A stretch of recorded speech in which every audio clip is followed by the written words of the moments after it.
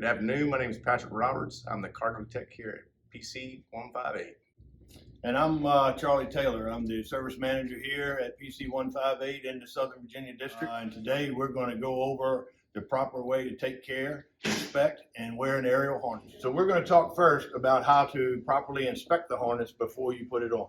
So basically you want to go through, make sure there's no frays, your buckles are good, your lanyard is in good shape, your D-ring, your clamp, everything has to be good and secure, no rips, tears. If it is, then the harness needs to be discarded, thrown away, cut up before you throw it away, and get a new harness. While inspecting the metal, especially up here at your D-ring, is you want to make sure there's no cracks. Everything here where your straps go through are in good shape. Your D-ring is locked. You want to check your clasp at the end for your anchor point to make sure it is locked. Then you want to also grab and retract out and yank and make sure that it stops. And after you test that, you want to come up and check your date. So if the date here is 6/22, then 5 years from there would be a mandatory replacement of your retractable lanyard. Also, check your date in your harness itself, which is the in-service date. So you have to fill it in. So this one we just did, it's a brand new harness. So 11/2022, and it's 5 years from that date is a mandatory replacement of the harness. Just make sure that when you discard it, you cut it up and throw it away where nobody else can use it.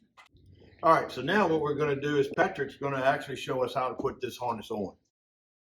But we're going to start first by make sure you got your safety glasses, your vest, your gloves, and steel-toed boots. All right, Patrick, let's go ahead and put it on.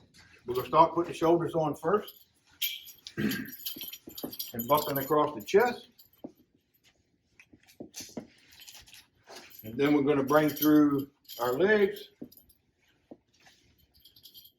and making sure that when you come through your legs, you pull it good and tight.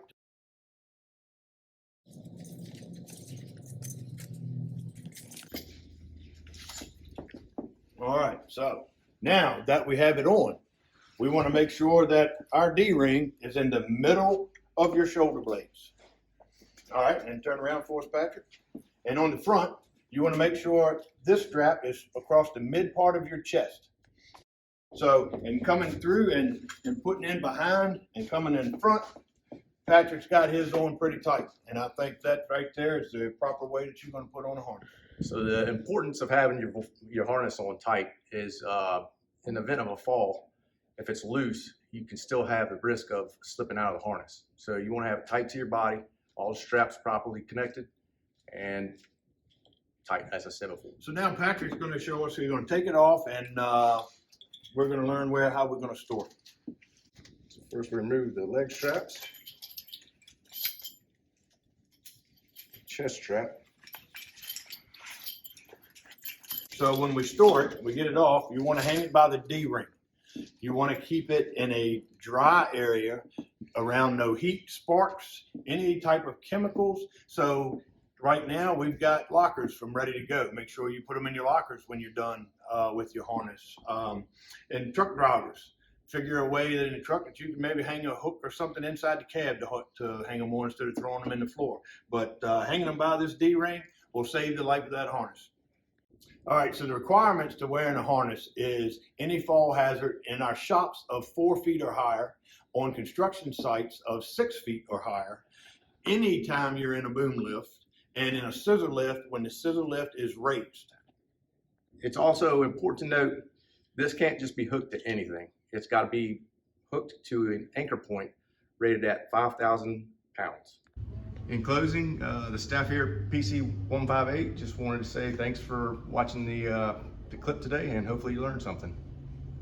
And anytime you're in that boom lift or that scissor lift or you're up off the ground, make sure you tie off.